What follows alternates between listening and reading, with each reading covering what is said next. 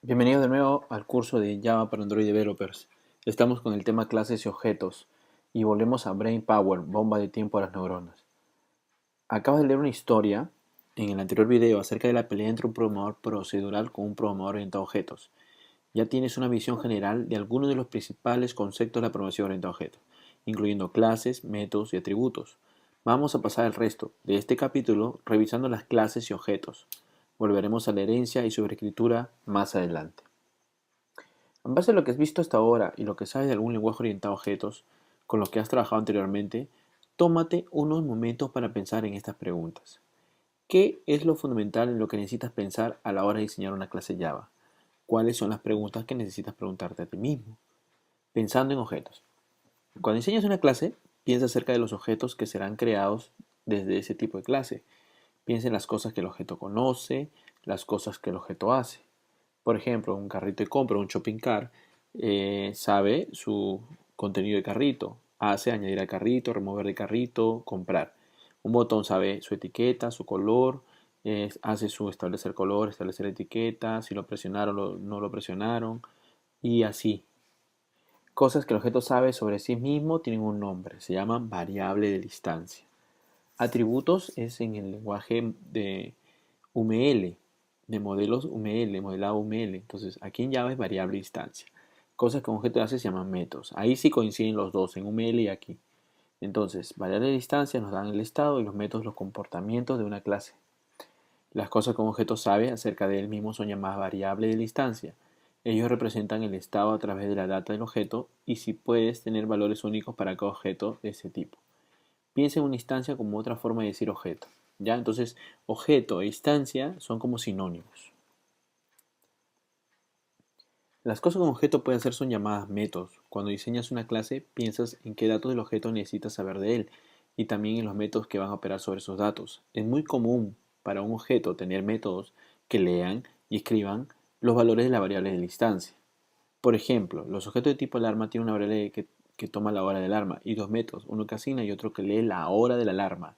Entonces los objetos tienen variables y métodos diseñados como parte de la clase. Completa lo que un objeto de tipo televisor debe conocer y debe hacer. Aquí te, te doy un momento para pensar qué variable de distancia tendría un televisor, ¿no? Un estado, ¿no? Para saber si está prendido o apagado. De repente un color, tamaño, ¿no? A otras características, pues, ¿no? Digital, análogo, no sé. Los métodos prender, apagar, pausa. Entonces, esos son los métodos, los comportamientos. Entonces, me hablas de objetos y clases. ¿Cuál es la diferencia? Espero que ya te hayas dado cuenta. Una clase no es un objeto, no es un objeto, pero sí sirve para construirlo. Una clase es el proyecto original de un objeto, le dice a la Java Virtual Machine cómo hace un objeto de un tipo particular. Cada objeto creado desde esa clase tiene sus propios valores para sus variables. Por ejemplo, podrías usar la clase button para hacer docenas de botones diferentes. Cada botón podría variar en color, tamaño, forma y etiqueta y así sucesivamente. Entonces se resume, la Java Virtual Machine es como el arquitecto y la clase el plano que lee. Un momentito para poder terminar un tema. Entonces, una más. Míralo de esta forma. Podríamos usar una analogía con una persona. Si nosotros tenemos la clase persona, de la cual conocemos su nombre, edad, fecha de nacimiento y DNI, estos representan los estados de las personas a través de los diferentes valores que estas variables pueden tomar para cada una de las instancias que se vayan a crear de esta clase, Adrián, Juan y Alejandra. Estas variables pueden modificar sus valores a través de métodos, entre ellos algunos que permitan algún tipo de validación para asegurarnos que algunos de los atributos tengan valores únicos. Por ejemplo, verificar DNI único. Entonces tenemos la clase persona, nombre, edad, fecha de nacimiento, DNI y remover DNI, renovar DNI, aumentar edad, corregir nombre, verificar DNI único y tenemos las instancias que se originan a partir de esa clase. Construyendo objetos. ¿Qué es lo que necesitas para crear y usar un objeto? Solo dos clases. Una clase para el tipo objeto que deseas usar, dog, alarma, cloud y televisión, y otra clase para probar tu nueva clase. En la clase de pruebas es donde colocarás tu método principal. Asimismo, en este método crearás tus objetos, accederás a ellos, modificarás los valores de sus variables. Desde este punto en adelante notarás el uso de clases en varios ejemplos. la clase real, la clase cuyos objetos quieres usar, y la otra clase que será la clase de pruebas, la cual se llamará, como sea que se llame tu clase, TestDrive. Por ejemplo, si creamos la clase persona, también crearemos la clase persona TestDrive.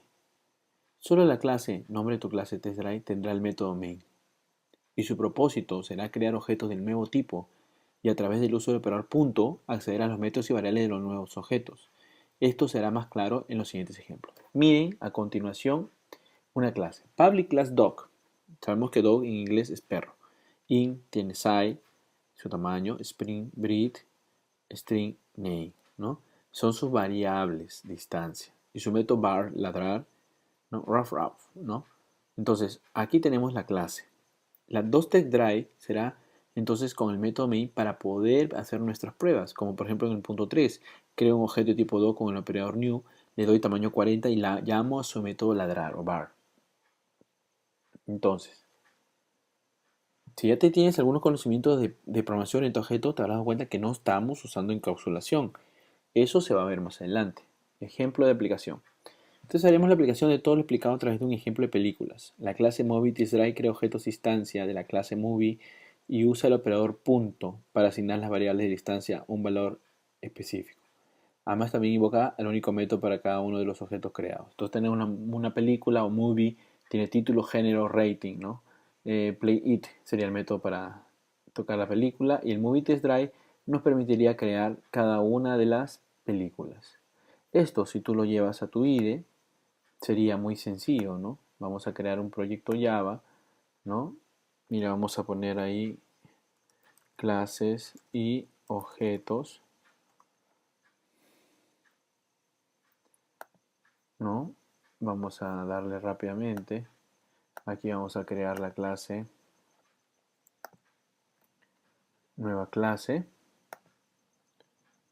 movie, en el paquete con my company, por ejemplo. Lo terminamos y ya hemos visto que este va a tener título, género y rating, ¿no es cierto? Entonces vamos a tener aquí string título, string género, caramba, string género y rating, ¿no? String género y rating. Entonces estoy llevando lo que hemos visto ahí. Listo, grabo, regreso al material y ahora voy a llamar al método boyplayIt, su método sin argumentos, que simplemente CISO control barra espaciadora y tenemos el mensaje, tocando la película. Pero ¿cómo pruebo esto? Con la clase movie_TestDrive. Oh, perdón, se me fue la interfase.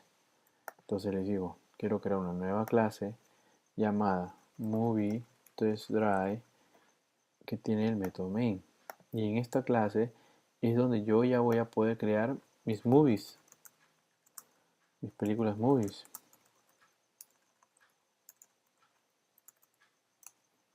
¿No es cierto? Entonces puedo establecer el título,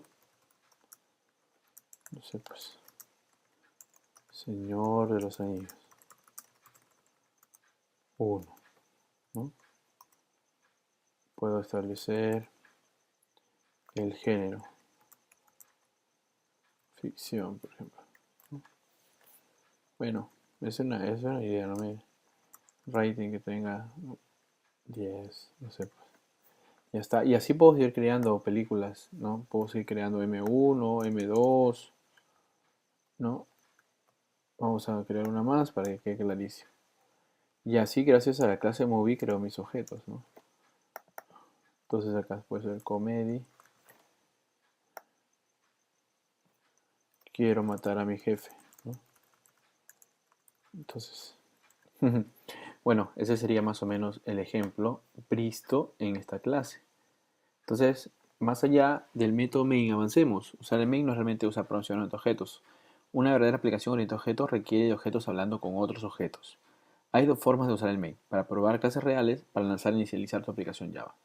Una verdadera aplicación Java no es más que una conversación entre objetos. Conversación se refiere a objetos llamando a métodos de otros objetos. Anticipándonos un poquito como sería una aplicación Java real, haremos un pequeño ejemplo. Sí, otro más. Como estamos en los primeros temas del curso, lo encuentro un poco torpe e ineficiente. Es más, es posible que desees mejorarlo y eso precisamente es lo que será más adelante. Por ahora el objetivo es ver la comunicación entre objetos. Entonces, si quieres jugar a las adivinanzas, un juego de adivinanzas involucra un objeto juego y tres sujetos jugadores.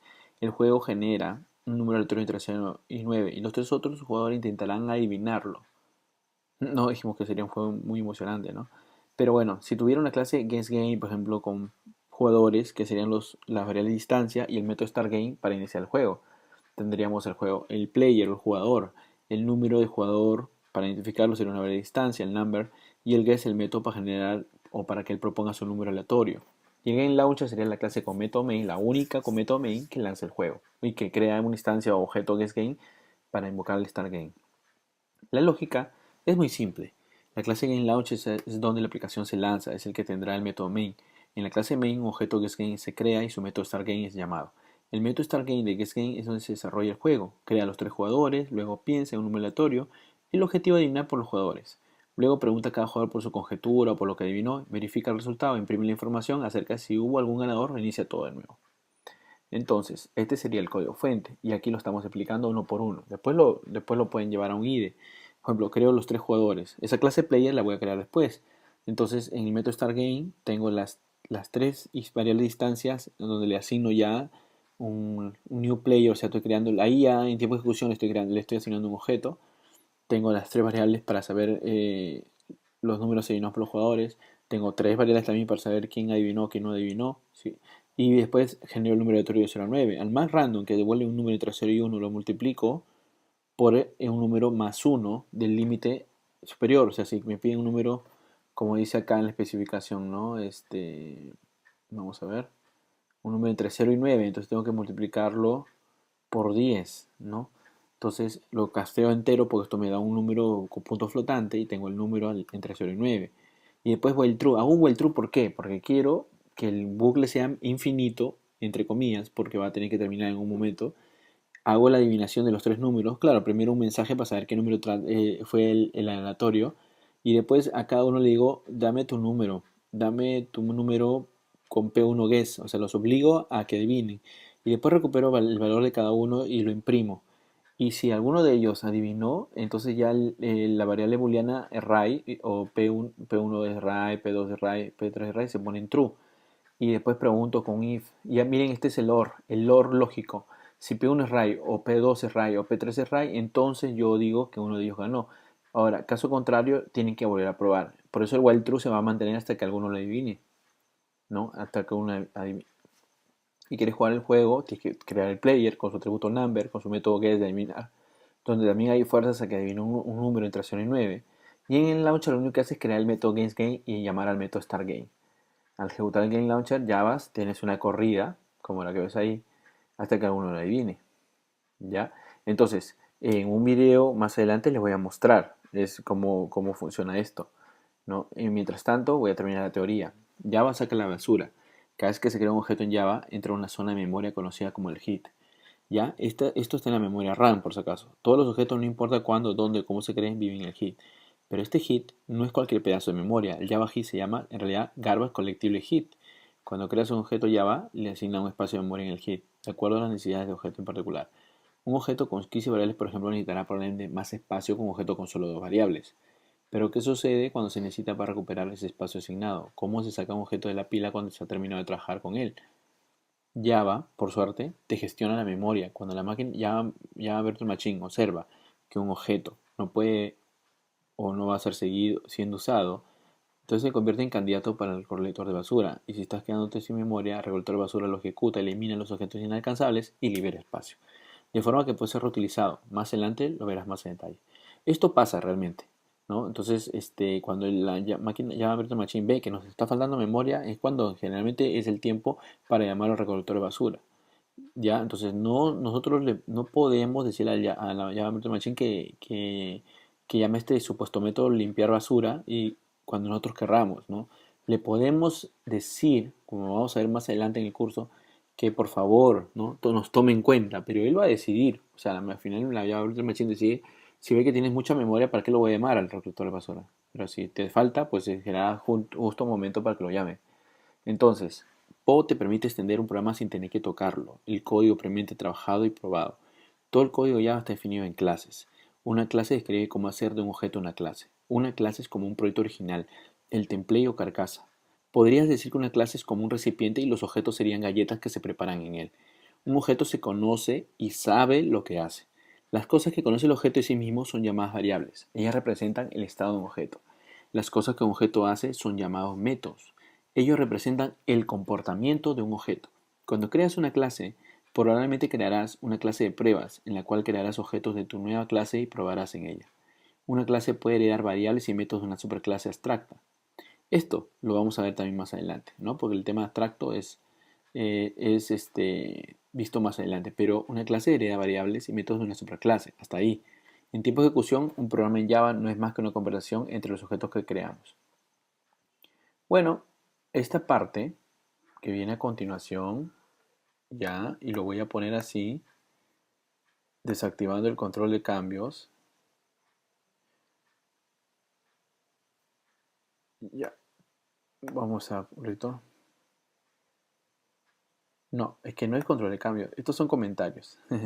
Pero entonces lo que queremos ver es que tú descubras por qué en esta parte del compilador se están dando problemas. Por ejemplo, léelo, en tu PDF no van a estar las soluciones, aquí sí lo están. Por ejemplo, si nosotros vemos este código, class, entonces nosotros estamos viendo que en esta clase T, que está, que TID tiene una variable de distancia, tiene dos métodos play y record, ¿no? Entonces, en TasteDrive, T can record true, T play T, está llamando a todos, pero ¿en qué momento instanció T? ¿Dónde hizo TIDEP igual new TDEC? Entonces, ese es el error, por eso que no va a compilar. Igual aquí no. Record DB, pero acá está llamando un play DVD. ¿Dónde está el método declarado acá? No se olviden que tienen que estar los métodos. Bueno, y finalmente en esta parte, en tu PDF, no está obviamente de esta forma, te pide que relaciones la columna en la izquierda con la derecha. Aquí están las respuestas, ¿no? Verifícalas y practica. Finalmente, terminaré en un siguiente video una pequeña explicación de este juego, ¿no? Llevándolo en código, ya para que lo puedas ver cómo funciona realmente.